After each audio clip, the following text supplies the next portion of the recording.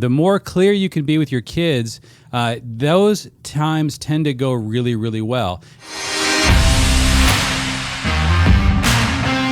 What's up, guys? Jeff and Jeremy here. Another episode of 5 Minute Fatherhood. We got a fun topic today, and that is mastering the pregame talk. I think I know where this is going, and I got some thoughts here, but I love that concept. I love that idea. Jeremy, what's going on here? Yeah, so we had a really awesome conversation on our front porch with a bunch of parents of littles. We have a group that we meet with occasionally and talk through, like, what are some of the biggest wins? And so one of the couples mentioned this, and I thought, oh, this was such a big deal for us, especially when you have a bunch of littles. And that is when you know that in certain environments, things tend to not go well. At the table, in the car, at the grocery store, on the way to church, whatever the thing is that this breaks down all the time. Why does this break down? Yeah. I really think it's important to begin to master the pregame talk, and that is right before right before you enter the grocery store. You sit down with your kids and you give them extremely explicit instructions about what success looks like. Hey guys, I know that oftentimes we go in here and it's like, Mommy, I want this. So this is what I want you guys to do. I want you to be really big helpers, Johnny, I want you to really help Sally, while we're in there. We're going to pick out something. You tell them exactly what you want from them.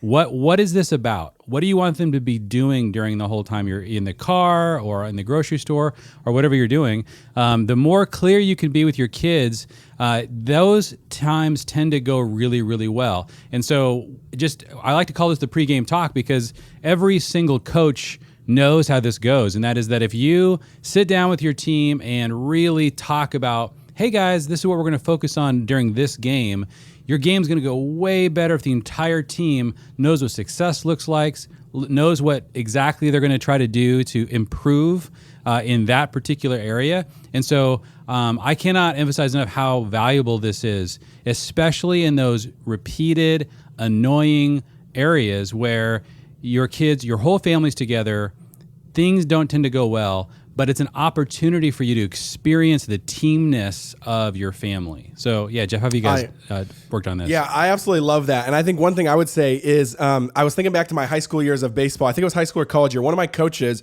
he was really big on visualization. So he would always have us, it's kind of funny and hippie-like it sounds like, but he'd have us sit in the baseball field, close our eyes, and then he would walk us through visualization exercises, just visualize getting up to the plate, visualize hitting, visualize throwing a strike. What does that feel like? What does that look like?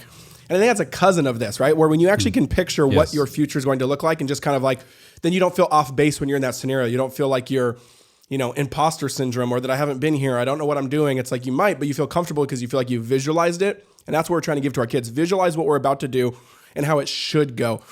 And so, yeah, this is exactly what we do. And we're huge on this where I kind of have a cue. I would say to the parents listening or the dads listening, have a cue phrase that's kind of just for this. So ours would be, we say, stop, look, and listen. And we trained them with that for a couple months where it's like, I don't say that anytime I need them to look or anytime I need that to listen. I kind of only save it when I really need their attention, eye to eye. And when I'm about to kind of say, this is what we're about to do. This is what I need from you. This is what we're about to do. I do it in the home. A really big place we do it is right when we get in the car and we get all buckled and I turn the car on, then we just pause and then I turn around and we have a little talk before we go somewhere. So for us, that stop, look, and listen, the kids know oh, Dad's about to kind of give us some serious information. I need to listen. I need to pay attention. And I think something like that is really helpful. Have that cue where you can get their full attention to kind of really unpack something of this is what it's going to be like. And I don't even use that for other situations. I just say hey, look at me or whatever. There's different ways, but specifically when I'm about to unpack a lot of information, I usually say stop, look, and listen, and they'll freeze, they'll stop, and they'll just look at whatever they're doing, and they'll just look. And so I would say that'd be a helpful thing too. And then, just walk them through what you're about to do, and then don't be afraid to actually reward them. I think sometimes we have a weird conscience about rewarding our kids, like we've talked about before, of are we only training them to do it when they rewarded? Well, at some level, maybe sure, but it's we're as adults, do we not do things because we want to be rewarded or because we want to be blessed? No one does everything. That's the ideal, maybe when you're 90, but no one does everything because we want, none of us do anything because we're non-reward motivated. So yeah, that's what I would say is master that pregame talk. What does that look like? And like Jeremy said, look for those places where the game doesn't go well and then say, hey, let's have a specific talk. Let's get out the whiteboard. Let's draw the X and O's before that game and then see how it goes.